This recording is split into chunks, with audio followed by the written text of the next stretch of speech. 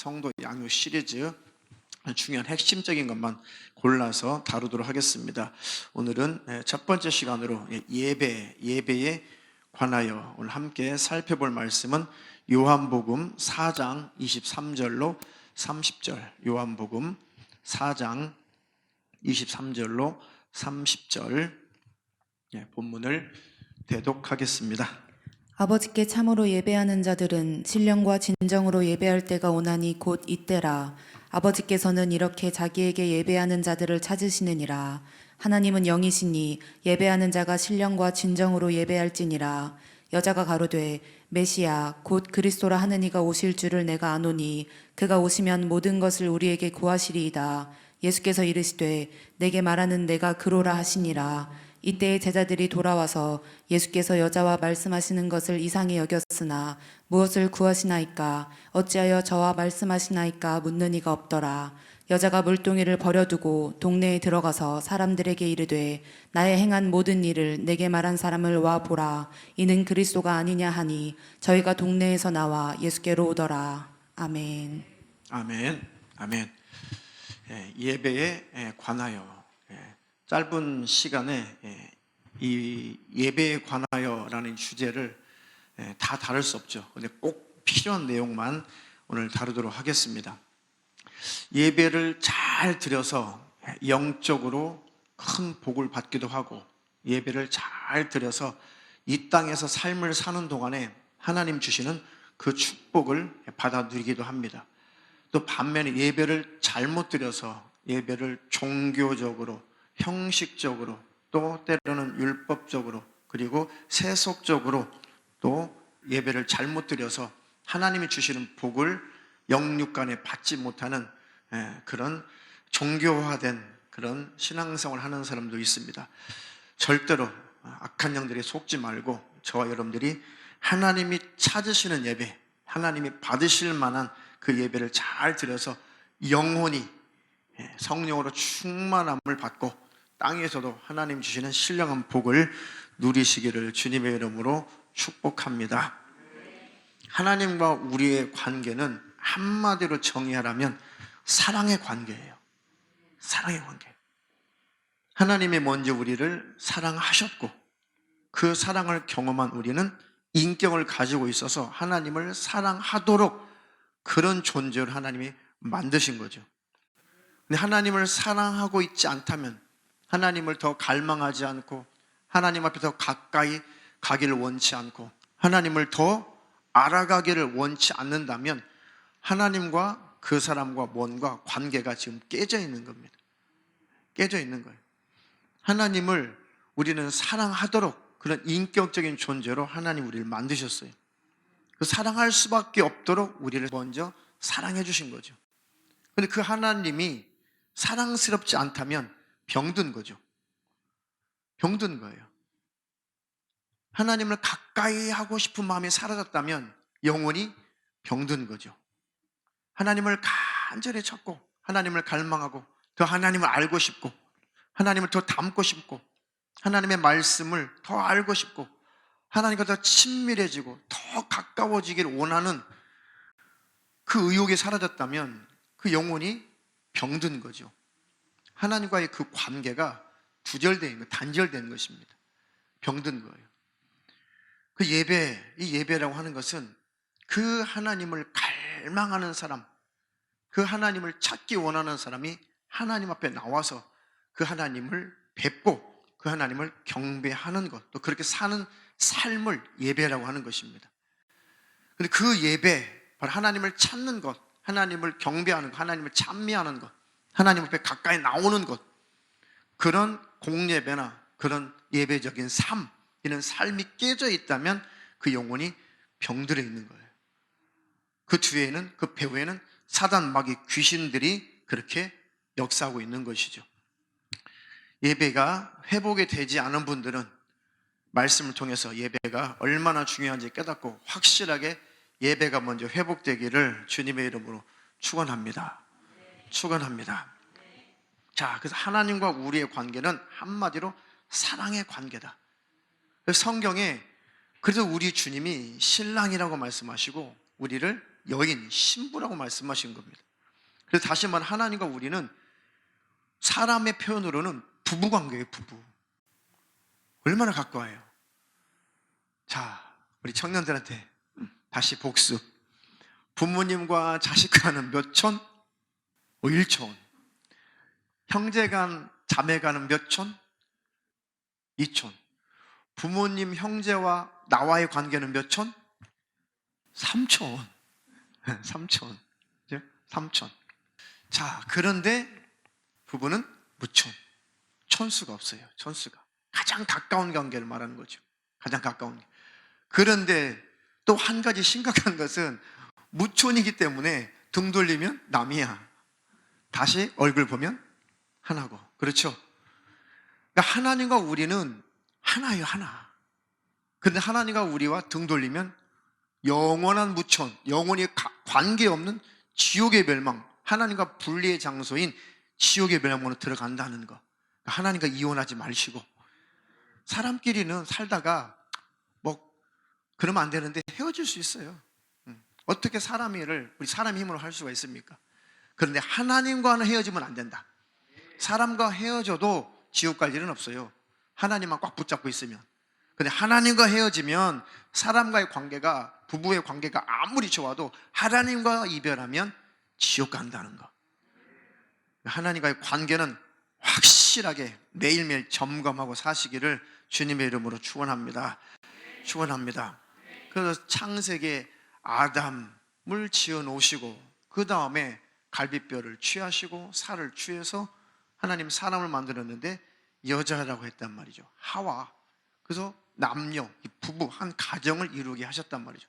그 부부의 그 관계, 그래서 성경에 그것은 그리스도와 우리와의 관계다라고 말씀하고 있죠.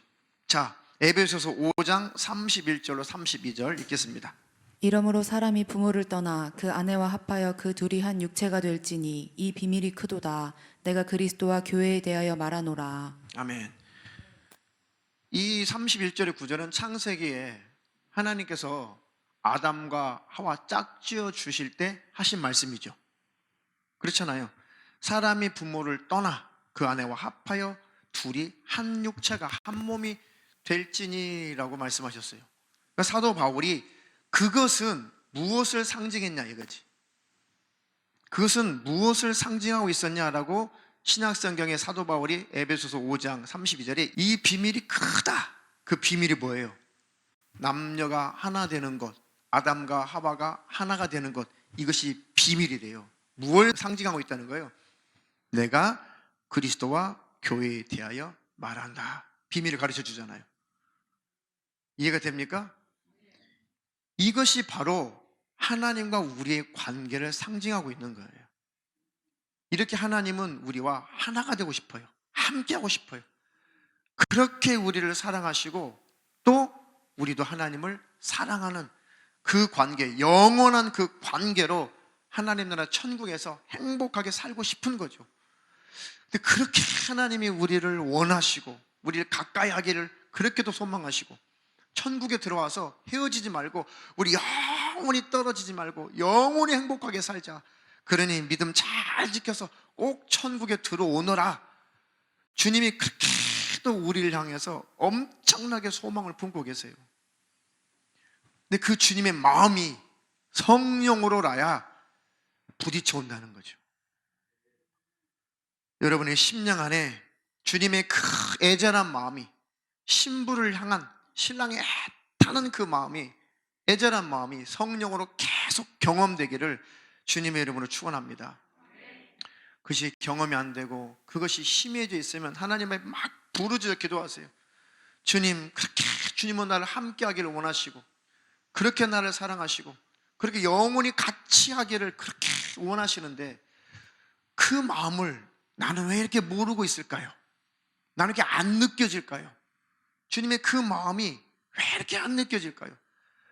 그 참 불행한 거 아니에요? 제일 두려운 게 저는 그거예요. 주님과 나와 친밀함이 끊어지는 거. 제일 힘들어요. 제일 두려워요. 제일. 남녀 간에 떨어지면 그 회복되기 전까지 막 괴롭죠, 괜히. 그 아내와의 관계가 조금 틀어지면 그 회복이 되기 전까지 막 괴롭죠. 막 힘들죠. 이거 해결이 안 되면은 아마 안 될 것 같은, 해결이 안 되면 이 안 되는 막 그런 막 부담감 있죠. 왜 그래요? 하나니까 그래, 하나니까 막 괴로운 거예요. 그러니까 주님과 나와 조금가 멀어져 있는 것 같으면 막 괴로워야 돼요, 괴로워. 내 영혼이 막 소리쳐야 돼요. 막 힘들어야 돼, 힘들어. 힘들어. 왜 이렇게 주님과 나와 이렇게 멀어져 있지? 뭐가 문제지? 막 고민해야 돼요. 그래서 그 주님 앞에 간절히 부르짖으면서, 주님, 왜 나와 주님과 친밀함이 깨졌을까요? 주님과 나와 이렇게 마음이 멀어졌을까요? 내가 뭐가 문제일까요? 주님 가르쳐 주세요. 주님과 나 사이에 무엇이 가로막혀 있길래 이렇게 주님과 나와 멀리만 느껴질까요? 주님, 날 좀 살려주세요. 내 영혼을 회복시켜 주세요. 내 영적인 상태를 주님 회복시켜 주시옵소서. 그렇게 부르짖음이 안 나오요? 나오죠? 그러니까 답답하니까 부르짖어 기도하는 거예요. 왜? 회복되지 않으면 못 견디는 그런 본성이 우리에게 있어요. 예수 믿은 자라면, 성령 받은 자라면, 거듭난 자라면 그 관계 회복되기 전까지는 답답해서 못 견디는 거예요. 그러니까 회복이 안 되니까 막 기도굴도 들어가서 부르짖어 기도해보고, 산 높은 곳에 올라가가지고 그곳에서 부르짖어 기도도 하고. 저 정말 요즘 같으면요, 정말 산기도 너무너무 사무돼요. 산기도 하나도 안 추워요. 하나도 안 추워요. 예, 텐트 하나 치고 바람막이 하고 나서요, 막 기도하면요 하나도 안 추워. 또 이 바람 부는 방향을 조금만 바꿔가지고 텐트 잘 쳐놓으면요 하나도 안 추워요. 예. 또 12월 달, 1월 달 추울 때 기도해봤는데요, 그거 아무것도 아니야. 아무것도 안 추워요. 근데 추위를, 간절할 때는 추위가 안 느껴져요. 추위가 안 느껴집니다. 그러니까 어쨌든 하나님과 우리의 관계는 항상 친밀한 관계가 유지되어야 된다. 그렇지 않으면 불안하고 답답해서 견딜 수 없는 영감 있는 성도들이 다 되기를 주님의 이름으로 축원합니다. 축원합니다. 그것을 회복하지 않고 그것을 무시해버리면 둔탁해지죠. 둔해지죠. 심령이. 그래서 교회만 왔다 갔다 하는 종교인으로 전락되고 마는 것입니다. 그 무서운 거예요. 마음이 무뎌지는 거, 강팍해지는 거, 아주 무서운 병이에요. 그 성경에 이 아파도 살이 다 녹아내려도 그 통증을 못 느끼는 그 병이 있죠. 문둥병. 성경에 문둥병으로 되어 있죠. 그래서 성경에 가장 큰 저주가 구약에서 하나님과의 관계가 깨졌을 때 문둥병이 왔어요. 못 느껴요, 고통을. 그러니까 영적인 문둥병자가 되면 절대 안 된다는 거. 그거 주의하시기를 주님의 이름으로 축원합니다. 축원합니다. 자, 비록 우리가 마귀에게 속아서, 우리 인류의 조상 아담과 하와가 비록 마귀의 미혹에 넘어가서 마귀에게 속아서 하나님을 마음으로 떠난 영적인 가늠한 여인과 같이 그 되었을지라도, 그러니까 주님 안에 다시 들어오지 않은 인류는 영적으로 다 음녀예요. 음녀예요. 왜요? 마귀에게 속했기 때문에. 마귀를 왕 삼아서, 마귀를 신 삼아서, 마귀를 신랑 삼아서, 마귀를 쫓아가고 하나님을 대적했기 때문에 영적인 간음돼요. 꼭 무엇을 우상 앞에 가서 막 절해야만 영적 간음이 아니라 하나님을 떠나 있는 것 자체가 다른 신에게 속해 있기 때문에, 다른 신을 섬기는 것이기 때문에 이것 자체가 영적인 간음이에요. 그래서 주님 안에 들어오지 않은 모든 사람을 성경은 간음한 여인이다라고 표현하는 것입니다. 간음한 여인. 그러니까 바리새인들, 서기관들, 이 랍비들, 이 장로들, 이런 사람들이 굉장히 하나님 잘 섬기고 하나님을 사랑한다고 하면서 어떻게든지 예수님을 찾잡을까, 어떻게 하면 예수님을 고발할까, 그것만 연구하고 있었잖아요. 그러다가 어떤 여자의 뒤를 밟아서 남자하고 못된 짓을, 간음한 그 현장을 딱 목격하고 나서 그 여자를 잡아다가 예수님 발 앞에 무릎을 꿇리죠. 예수님, 이 여자 현장에서 가늠한 거 잡아왔습니다. 이거 어떻게 해야 될까요? 돌로 쳐 죽여야 될 겁니까? 이거 말아야 될 겁니까? 말 한번 해보십시오. 그럼 돌로 쳐 죽여라. 그럼 당신이 하나님께로서 온 선지자 메시아 맞아? 라고 또 그럴 것이고, 야, 용서해줘라. 그러면 어떻게 이 가늠한 여인은 모세의 법에 돌로 쳐 죽이라고 그랬는데 당신이 뭔데 용서해주라고 그래. 또 이렇게 책 잡으려고. 그렇죠. 너희들도 다 똑같은 가늠한 여자야. 너희들 중에 죄 없는 자가 먼저 이 여자 돌로 쳐 죽여. 그럼 양심이 막 가책을 느끼고 다 도망갔잖아요. 너희들도 이 가늠한 여인처럼 너희도 똑같은 존재야. 하나님 안에 돌아오지 않은 존재는 다 가늠한 여인이야. 주님이 말씀하신 거예요. 다 양심의 가책을 느끼니까, 그래도 양심의 가책이 있어서 다행이죠. 싹 다 도망갔죠. 너를 정죄하는 자가 없느냐? 여인의 눈을 돌아보니까 아무도 없는데요.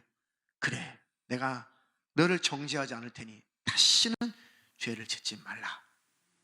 할렐루야. 그것이 주님과 우리의 관계예요. 그 가늠한 여인의 사건을 복음서에 왜 기록해 놨겠어요? 할 수 있는 말씀도 많은데 대표적으로 그 사건을 해놨어요. 다 인류야, 이 가늠한 여자들아, 다 내게로 돌아오라. 내게 돌아오게만 온다면 너를 정죄하지 않으마. 너의 죄악의 문제를 내가 해결해 주마. 그리고 다시는 내게 돌아왔거든 내게서 떠나지 마라. 다시는 영적인 간음을 저질러 대지 말라. 나는 너희들이 나를 떠난 음부 영적인 간음자지만 너희들이 돌아오기만 한다면 다 받아줄게. 다 용서해줄게. 다 해결해줄게. 그리고 너희들이 나를 떠나지 않는다면 내가 절대 너희들을 버리지 않을 테니 나의 어여쁜 신부들아, 다 내 안에서 함께 사랑을 나누며 영생을 누리자. 이것이 주님의 본심이에요. 주님의 마음입니다. 주님의 그 마음을 늘 누리며 사시기를 축원합니다. 근데 마귀역사가 참 그 주님의 마음을 누리지 못하도록 하는 것이 이게 문제예요. 하나님 회복시켜 주시옵소서. 자, 호세아서 여러분 잘 아시다시피 저 고멜과 같은 그 사건을 보세요. 그게 호세아는 여호수아 예수 구원자라는 뜻이에요. 호세아 발음차예요. 호세아, 여호수아, 예수 다 구원자라는 뜻이거든요. 자, 호세와 간음한 음녀 여자, 자꾸 남편을 떠나서 음탕한 짓을 하는 그 고멜. 야, 호세아야, 네 아내가 자꾸 네 품을 떠나서 자꾸 간음하고 음탕한 짓을 하고, 네가 또 데려오면은 또 음탕한 짓을 하고, 또 데려오면 또 음탕한 짓을 하고, 꼭 그것이 내 백성 이스라엘이 꼭 내게 하는 짓과 똑같다. 우상 숭배하지 마. 다른 신 섬기지 마. 제발 죄 짓지 마. 아이고 하나님 잘못했어요. 안 그럴게. 그래, 용서해 주마. 용서해 줬더니 또 우상 숭배, 다른 신 섬기고 또 하나님을 떠나는 그 모습을 바라보고 주님이, 하나님께서 이 가슴 터지니까 선지자 호세아에게 음탕한 여자를 아내로 준 거예요. 내 심정 좀 알고 제발 내 백성들에게 외쳐달라고. 정말 나는 너희들이 그렇게 나를 떠날지라도 다른 신을 섬길지라도 제발 돌아오기를 원한다. 참, 그러니까 우리는 그냥 겸손해야 돼. 하나님 앞에.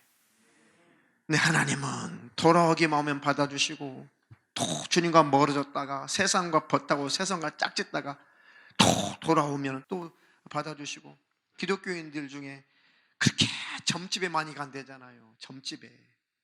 그래도 깨닫고 회개하고 돌아오면 또 받아주시고.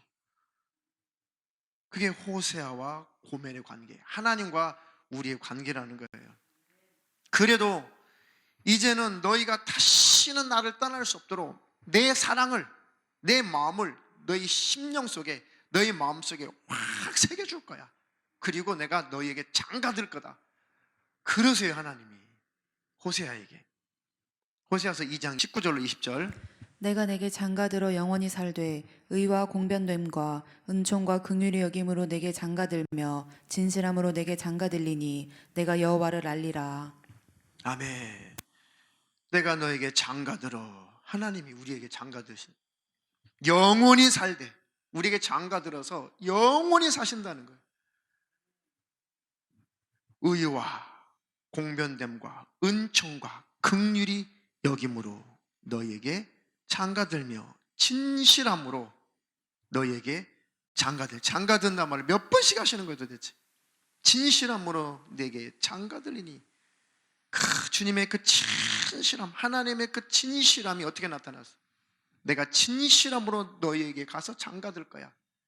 그래서 그 주님이 사람의 모습으로 정말 오셔서 찬연하게 살찌고 피 흘려 죽으시고 부활승천하셔서 성령으로 우리 안에 들어와 버리셨어요. 우리 안에 들어왔어요. 성령으로. 성령 받으신 분 아멘. 그 성령 받았을 때를 임마누엘이 성취되었다. 임마누엘은 무슨 뜻이요? 하나님 우리와 함께 계시다. 성령을 받은 자는 하나님과 함께하는 자죠. 결혼한 자예요. 결혼한 자. 하나님이 장가 들어오셨어요. 우리를 전삼고 오셨다고요. 우리를. 성령 받은 자는 하나님께서 우리 안에 장가 오신 거예요. 이거 어떻게 실감 날까 모르겠네요. 성령 받은 자는 하나님이 내가 절대 너희들 안 떠날 거야. 네가 나를 그렇게 싫어해도 나 정말 너 안 떠날 거야. 나 좀 받아줘 하고 성령님이 우리 심령 안에 푹 들어오셨다니까요. 그리고 그 크신 은혜와 그 사랑을 성령으로 막 뜨겁게 경험시켜 주시잖아요. 안목에야 내가 이렇게 너 사랑한다. 내가 너 이렇게 사랑한다. 그 성령을 뜨겁게 경험하면, 성령으로 말미암아 내 안에 장가드신 하나님의 그 마음을 성령으로 뜨겁게 경험하면 인격을 가지고 있는 여러분들에게는 어떤 반응이 일어나던가요? 주님의 뜨거운 사랑이 성령으로 내 안에서 막 느껴지면 여러분들은 어떤 고백이 나와요? 네? 한 번도 안 느껴보셨어요? 느끼고 누리시며 사시잖아요. 그죠? 눈물이죠, 눈물. 주님 잘못했습니다. 무슨 할 말 있어요? 주님 용서해 주세요. 주님 잘못했습니다. 이렇게 주님은 나 사랑하시는데 내가 주님으로 만족을 못하고 자꾸 다른 것으로 만족하려고 했으니 주님 나는 참으로 못된 죄인입니다. 이렇게 주님의 마음을 거절하고, 이렇게 주님은 나를 사랑하시고 주님이 내 마음 좀 받아달라고, 내가 너렇게 사랑한다고 그렇게 말씀하시는데, 당신 마음으로 나 위로가 안 돼. 하나님, 나 당신으로는 힘이 안 나. 당신으로는 내가 만족이 안 돼. 그렇게 산 날들이 막 가슴을 치고 회개가 터지잖아요. 이렇게 하나님은 나를 향하신 그 진실함이, 그 사랑이 이렇게 뜨거운데 그 하나님 마음을 내가 몰라드리고 살았구나. 그래 통곡이 나오죠. 그리고 회개가 터지죠. 할렐루야. 그런 하나님의 은혜를 늘 경험하며 살기를 주님의 이름으로 축원합니다. 축원합니다. 본론, 예배라는 것은 바로 그거예요. 하나님의 은혜를 경험한 자들이 하나님 앞에 엎드리는 거예요. 하나님께 엎드리는 것이 예배예요. 근데 은혜를 서두에 말씀드렸듯이 하나님과의 관계가 희미해지면, 하나님의 은혜가 희미해지면, 하나님과의 사랑의 관계가 희미해지면 예배하기 싫죠. 엎드리기 싫죠. 무릎 꿇기 싫죠. 찬양하기 싫죠. 따분하죠. 그럴 만한 이유가 내게서 안 나오죠. 이것을 타락해가는 거라고 하는 거예요. 타락. 이것이 암병과 싸우는 것보다 훨씬 더 중요한 싸움이에요. 암병들을 죽어도 회개하면 천국 가요. 아무나 죽었다고 지옥 가는 게 아니에요. 회개치 않아서 지옥 가는 것이죠. 그래서 주님과의 관계가 멀어지면, 돌아오지 않는다면, 그러면 아무리 건강하게 살다 죽어도 지옥 가는 겁니다. 주님과의 관계가 깨지지 않기를 주님의 이름으로 축원합니다. 자, 사랑하고 존경하는 자에게 엎드려 절하고 손등에 입 맞춘다라는 뜻이에요. 예배라는 뜻이. 자, 이것을 그 원어를 가서 찾아봤더니 재미있었어요. 원어적으로는 이런 거였어요. 개가 오랜만에 주인을 만났어요. 그러니까 밖에 외출했다가 주인이 돌아왔어요. 그럼 개가 어떻게 반응하던가요? 사죽을 못 써요. 사죽을 못 써. 그렇죠? 너무 좋으니까 오줌을 치려요. 주인이 너무 좋으니까 꼬리 막 치면서. 예배의 어원이 그거더라고요. 개가 주인의 손을 엎드려 핥아. 이게 예배의 어원이었어요. 오, 제가 깜짝 놀랐잖아요. 얼마나 재밌던지. 근데 본문하고 너무너무 매치가 되는 거예요. 본문. 자, 본문은 어떤 사건이에요? 요한복음 4장에 나와 있는 이 본문 말씀. 자, 예수님께서 이제 저 북쪽 이스라엘 땅으로 이제 전도 여행을 가시는 길이란 말이에요. 근데 갈릴리 북쪽 이스라엘이죠. 갈릴리 땅으로 이제 예수님이 복음 전하러 가시는데 사마리아 땅을 통과해야만 됐었죠. 그러니까 사마리아도 북쪽 이스라엘의 수도예요, 수도. 구약 때부터 수도란 말이죠. 수가라고 하는 그 성 안에 그곳에 머물렀어요. 근데 지금 시간이 몇 시가 된 거예요? 한낮. 오후 3시 한낮인데 맞아요. 제일 뜨거울 때가 2시, 3시죠. 근데 성경에 6시에 6시. 우리나라 시간으로 환산하면 성경에서 6시, 9시이면 거기다 무조건 6을 더하면 돼요. 그 우리나라 시간으로 환산이 돼요. 그럼 몇 시예요? 12시 정오예요, 정오. 네. 정오에 행로에 고나고 목이 마르신데 그 수가성에 그 우물이 있어요. 그 야곱의 우물이거든요. 거기에 예수님이 자빠덕 주저앉았어요. 근데 여인 하나가 물을 길러 왔죠. 여인아, 그 물 한 바가지 길러다 좀 줄래? 그 이 사마리아 이 여자가 깜짝 놀래죠. 왜 깜짝 놀랐어요? 사마리아 사람들을 남쪽 이스라엘 사람들이 개 취급을 했어요. 개 취급을. 상종을 안 했어요. 상종을 안 했어요. 거기다가 남유다 남자가 북이스라엘 여자에게 말을 건다는 것은 그때 당시 거의 없는 일이란 말이에요. 그러니까 어찌 당신은 유대 사람으로서 사마리아인 여자인 나에게 물을 달라고 하십니까? 참 특이한 남자네요. 이렇게 물어본 거죠. 야, 네가 지금 너에게 물 달라고 하는 사람이 누구인 줄 알았으면은 네가 목마르지 않는 배에서 샘솟듯 일어나는 그 물, 다시 갈증이 없는 그 물, 그 생수, 그것을 달라고 했을걸? 아이고, 이 우물이 엄청 깊고 당신은 물을 기를 수 있는 그 도구도 없는데 뭐 나한테 내가 물 달라고 한다고 해서 물을 한 바가지 당신이 줄 능력이 있습니까? 그렇게 이제 맞받아친 거죠. 내가 주는 물은 말이야 그런 물이 아니야. 내가 주는 물은 다시는 목마르지 않는 그런 물이야. 할렐루야. 우리 영혼을 만족시킨다는 거죠. 이 여자가 못 알아들어요. 주님, 그래요? 그렇다면 그 물을 좀 내게 주시면 안 됩니까? 있으면 좀 줘보세요. 그런 뜻이죠. 예수님 뭐라고 말씀하시는 거예요? 가서 네 남편을 데려와라. 아유, 남편 없는데요? 맞지? 네 남편 없어. 너의 남편이 5이 있었는데 지금 있는 남자도 네 남편 아니야. 깜짝 놀라죠, 여자가. 오, 내가 보니까 당신은 선지자로소이다. 선지자 같군요. 어떻게 내 사정을 잘 아십니까? 당신은 분명히 선지자 같습니다. 선지자 아닙니까? 이렇게 물어보죠. 자, 당신들이 예배하는 곳은 저 예루살렘에 오리지널 그 성전이 예루살렘 성전이죠. 당신이 예배하는 곳은, 당신 제사하는 곳은 예루살렘에 있다고 하는데 우리는 그런 성전이 없어요. 우리는 이 산에서 예배를 합니다. 자, 그것은 역사적으로 사울 왕 다음에 누구죠? 다윗 왕이죠. 다윗 왕 다음에 누구예요? 솔로몬이죠.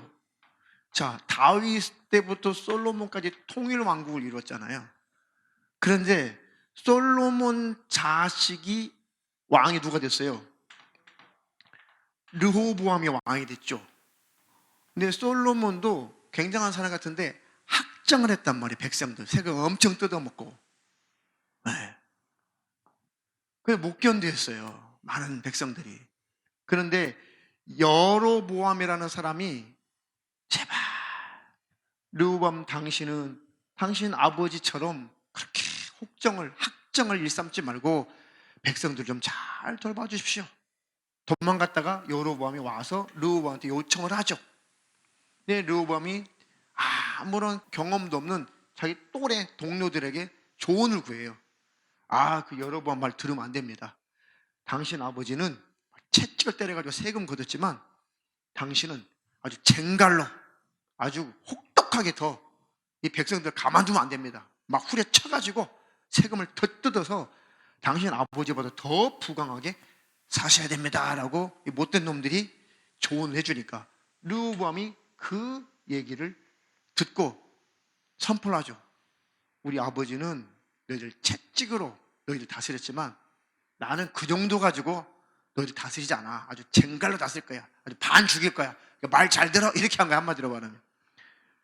그러니까 소망을 가졌던 여로보암이 12지파 중에 베냐민 지파하고 유다 지파 요 두 지파만 빼고 10지파를 데리고 북쪽 이스라엘로 가서 나라를 세웠어요. 그게 북이스라엘이죠. 자, 그리고 여로보암. 그래서 이때부터 나라가 두 개로 찢어진 거예요. 근데 이미 우상숭배하면 그를 회개치 않으면 너희 나라는 찢어질 거야 라고 하나님께서 이미 말씀하셨어요. 근데 말 안 들어가지고 하나님이 찢어놔 버린 거예요. 그래서 북쪽 이스라엘 여로보암, 남쪽 이스라엘 르호보암이 각각 왕으로 이렇게 다스리게 돼요. 두 개로 나눴단 말이죠. 그래서 이쪽 10지파, 이쪽 2지파, 북쪽 이스라엘, 남쪽 남유다라고 해요. 남쪽 이스라엘, 남유다. 근데 북쪽 이스라엘은 지질이 더 회개치 않아요. 근데 여기에 예루살렘에 오리지널 성전이 있었죠. 제사하는 성전.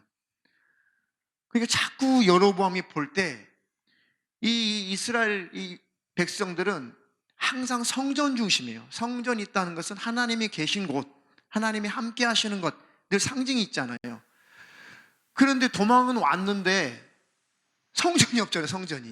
성전이 없다는 것은 하나님이 우리와 함께 한다는 것이 보장이 안 되는 거예요, 이들이 볼 때. 그래서 어디가 그립겠어요? 이 10지파가 예루살렘이 그립겠죠. 하나님이 계신 곳, 하나님이 예배 받으시는 곳. 그래서 자꾸 이쪽을 사모하는 거예요. 그러니까 여로보암이 그럴 거 없다. 너희들이 마음껏 제사할 수 있도록 단을 만들어주면 되지. 제단 만들어주면 되지. 그래서 위에 단에다가 밑에 베델이라는 지역, 그러니까 북쪽 끝에 단 지역, 밑에 베델이라는 곳에 금송아지를 세워가지고 제단을 만들어줬어요. 이해가 되세요? 금송아지를 세워가지고 이게 하나님이야. 여기서 제사 지내면 돼. 여기까지 갈 필요 없다. 흩어지는 백성들을 규합하려고, 흩어짐을 막으려고 불법적으로 두 군데다가 제단을 만들어 놓고 송아지 우상을 세워놓고 여기다 섬기면 돼. 여기다 제사하면 돼. 그 죄가 쭉 끝까지 가요. 그렇게 하나님이 이 죄를 버리라고, 우상 숭배를 버리라고 하나님만 예배 받으시는 분이죠. 하나님께만 제사하고 하나님께만 용서를 구하는 거죠. 근데 자꾸 이것들이 우상 숭배를 일삼는 거예요. 그래서 그렇게도 많은 선지자들이 이때에 하나님께서 많이 북쪽 이스라엘에 많은 선지자를 하나님 보내셔가지고 그렇게 우상 숭배의 죄에서 돌이키라고 그렇게 외치는 거예요. 전염병도 전쟁도 아주 엄청난 하나님이 징계를 하시면서까지 제발 내게 돌아오라. 난 너에게 장가들고 싶어. 난 너희와 하나가 되고 싶어. 함께하고 싶어. 너희들을 영원히 책임지고 사랑하고 싶으니까 제발 다른 신을 섬기지 말고 내게 돌아오너라. 지금 전 세계에 한국교회 하나님이 그렇게 외치고 계시는 거예요. 나의 백성들아 돌아와라. 제발 이 코로나 두려워만 하지 말고 너희들의 마음을 내게로 돌이켜라. 너희들의 진실한 마음을 내게 좀 돌이켜라. 다른 것 쫓아가지 말고 제발 나를 쫓아라 라고 지금 주님이 우리에게 회개를 촉구하고 계시는 거예요. 한국교회 그때나 지금이나 똑같아요. 원리는 구약 때나 신약 때나 원리는 똑같아요. 자, 그래서 끝까지 회개치 않으니까 북쪽 이스라엘은 아수르에 망했어요. 아수르. BC 722년에 아수르에게 쫄딱 망했어요. 한 150년 그 뒤에 남쪽 유다도 그렇게 우상 숭배를 버리지 않고 그렇게 하나님을 떠나서 또 우상 숭배하니까 이것도 BC 586년에 그 유명한 바벨론에게 다 1차, 2차, 3차 포로로 다 잡혀가서 남쪽 유다도 다 망해서 나라가 70년 동안 나라가 없어져 버린 거예요. 70년 동안 완전히 멸절시켜 버렸어요. 회개치 않으면 제일 하나님이 싫어하는 거 하나님께 예배하지 않고 다른 신에게 예배하는 거 제일 싫어해요. 하나님을 중심에 두지 않고 다른 존재를 중심에 두는 거 제일 싫어해요. 제일 큰 저주가 와요.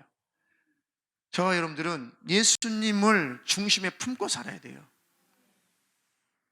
다른 것을 더 중심에 품으면 안 돼요. 예수님을 중심에 품고 사시기를 주님의 이름으로 축원합니다. 축원합니다. 그래서 이스라엘의 신앙의 정통성은 그래서 자기들이 자꾸 남쪽에 있다. 예루살렘이 남쪽이다 했으니까 남쪽에 있다라고 자부심을 가지고 있었어요. 그러니까 북쪽 이스라엘 사람들을 남쪽 이스라엘 사람들이 개치고 간 거예요. 개치고. 자, 보세요. 그런 상황이었다는 거예요. 그런 상황. 그러니까 수가성 여인이 사마리아 여인이 예수님께 그래서 한 거죠. 이 사마리아인 우리와 당신들은 상종도 안 하지 않습니까? 그런데 어떻게 물을 달라고 합니까? 라는 그 말이 그래서 역사적으로 이렇게 나오는 거예요. 성경 역사적으로. 여기까지 이해가 되셨으면 아멘. 네. 자, 그러니까 당신은 내 모든 사정을 다 알고 보니 선지자 같습니다. 근데 뭔 사정을 아는 거예요? 남편이 5이 있었는데 지금 있는 남자도 남편도 네 남편 아니다 그 얘기잖아요. 자, 이 사마리아 여자는 음탕한 가늠한 여자가 아니에요. 이거 왜 오해하냐면, 자, 이스라엘의 그 문화 속에 전통이 뭐냐면 형이 죽으면 동생이 형수를 취해서 자식을 낳아야 돼요. 자식이 없이 죽었다면 형이. 그게 성경의 율법이에요. 구약 율법. 형 죽으면 형수를 동생이 취해요. 계속해서. 근데 그 여자는 그럴 권리가 있어요. 그 집에서 아이를 낳을 때까지 살 권리가 있어요. 함부로 못 쫓아낸단 말이죠. 법이 그래요. 형사 취수라는 그런 제도가 있어요. 형이 죽으면 형수를 취한다, 동생이. 그런데 유다 집처럼 다말 있죠, 다말. 그 집처럼 계속 그 집에 남자들이 죽어나가는 거예요. 계속 죽어나가요. 그러니까 지금 있는 5번째 남자도 아직 정식 남편이 아니다 그 얘기예요. 그러니까 이 여자는 메시아를 사모하고 사모하는 여인이에요. 이스라엘의 여자들은 어떻게든지 여인의 후손으로 오실 그 메시아가 계속 나와야 되니까 그 대를 이어줘야 돼요. 메시아가 올 때까지 대를 이어줘야 돼요. 이스라엘 여자들은 그런 개념을 갖고 있어요. 그러니까 내가 아이를 낳아줘야 된다. 아이를 낳아줘야 여자로서 본분이 끝난다고 봤단 말이에요. 이해가 되시죠? 그래서 언젠가는 여인의 후손이 나올 거니까 대를 이어줘야 된다. 계속 이스라엘의 혈통이 끊어지면 안 된다. 그런 정신을 가지고 있었다고요. 그러니까 그 여자는 메시아를 아주 사모하는, 비록 사마리아인 여인이지만 이방 여자고 개 취급했지만 그래도 메시아를 사모하는 여인이었어요. 그래서 바로 이 여자가 물동이를 내팽개치고 동네방네 쫓아다니면서 내가 메시아를 만났다, 오시리라 오시리라 그렇게 예언됐던, 그 약속했던 그 그리스도가 아니냐, 그 메시아가 아니냐, 와봐라 와봐라 그 메시아다. 뭐 창녀가 그렇게 외치고 다니겠냐고요. 창녀 말을 누가 들어요? 야, 이 대낮에 부끄럽지도 않니? 너 저희 집에 가서 쉬어, 이렇게 아니에요. 그 말을 듣고 동네 사람들이 다 쫓아왔어요. 그래, 어디야 당신 말이면 내가 믿을 수가 있어. 어디야 와보라.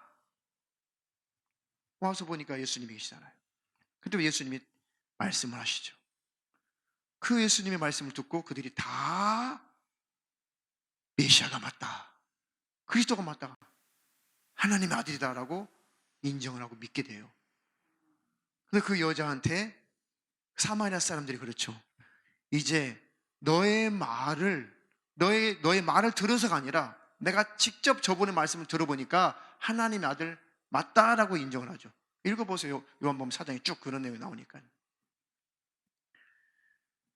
그래서 예수님은 그 여인을 알아본 거예요. 그 심령, 그 중심을 보신 거예요. 너 메시아 찾고 있지? 메시아 기다리고 있지? 너 신랑 기다리고 있지? 너 구원자 기다리고 있지? 너 그리스도 기다리고 있지? 네 심령을 보니까, 네 중심 보니까 너 나를 간절히 찾고 있었구나.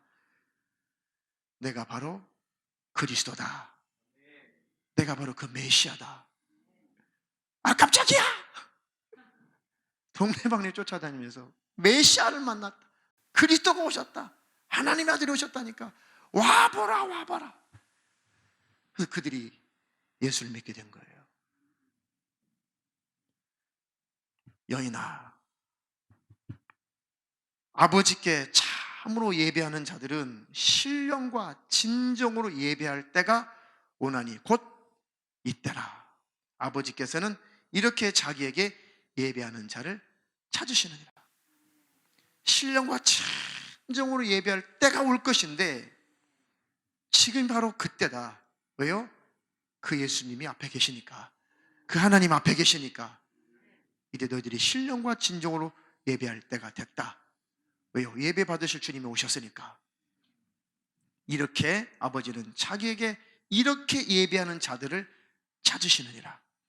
하나님은 영이시니 예배하는 자가 신령과 진정으로 예배할지니라. 신령함과 진실함으로 하나님 앞에 예배하는 사람을 하나님은 찾고 계신다는 것입니다. 그 주님을 날마다 삶 속에서 예배하는 삶을 사는 예배자가 되시기를 주님의 이름으로 축원합니다. 예수께서 이르시되 내가 바로 그다. 나를 간절히 찾고 있었지.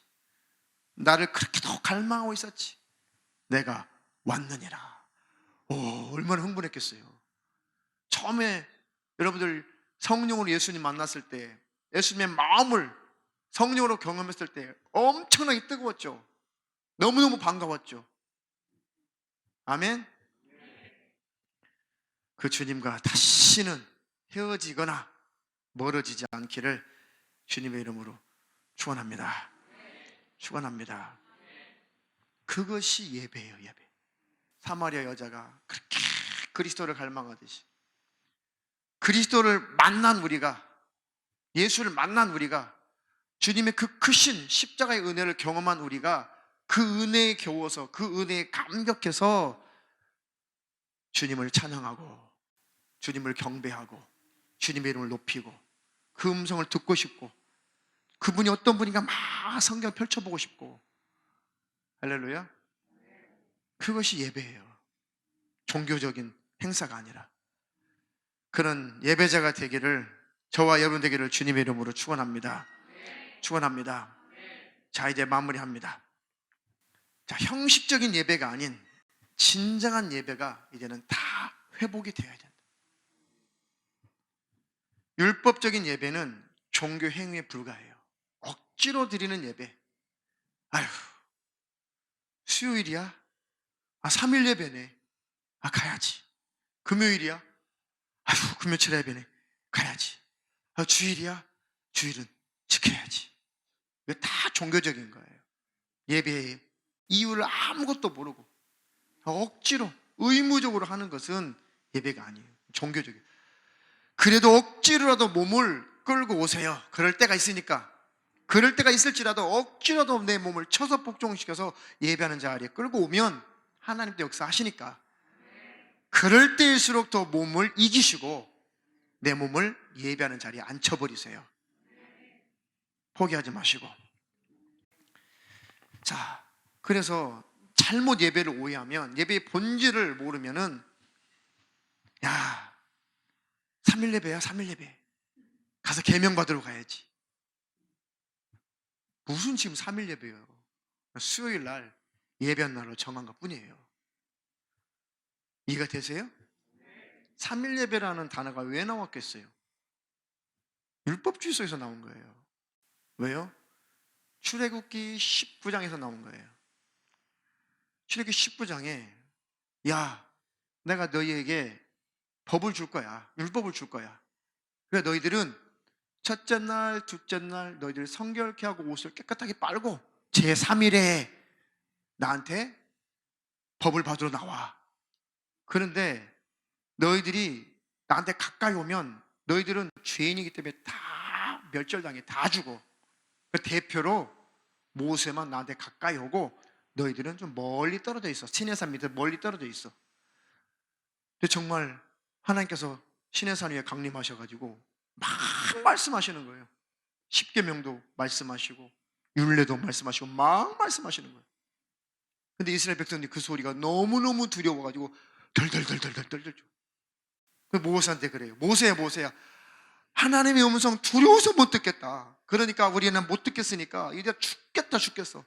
네가 대표로 가서 하나님 음성 듣고 와서 우리한테 중계해줘, 가르쳐줘. 아유, 우리 두려워서 하나님 음성 못 듣겠어. 그래가지고 모세가 대표로 하나님의 음성 듣고 백성들에게 율법을 가르친 거예요. 그때 나온 얘기예요. 3일이라는 얘기가. 그것을 억지로 갖다가 3일 수 예배예요. 그냥 수요일 예배 드리는 날. 근데 그걸 3일 예배라고 억지로 갖다 붙여가지고 그것을 잘 드리면 천국, 안 드리면 저주, 이런 식으로 법으로 얽어맨 거예요. 이걸 율법적인 교회라고 하죠. 우리는 그렇게 초등학문적인 예배자가 아니에요. 율법 받으러 나온 게 아니에요. 우리는 하나님을 경배하러 나오는 거예요. 하나님의 은혜에 감격해서 하나님을 찬송하고 싶고 하나님의 말씀 듣고 싶잖아요. 하나님의 법을 받으려 함이 아니라, 율법을 받으려 함이 아니라 하나님의 말씀을 받고 싶은 거잖아요. 물론 그 안에 법도 있겠지만.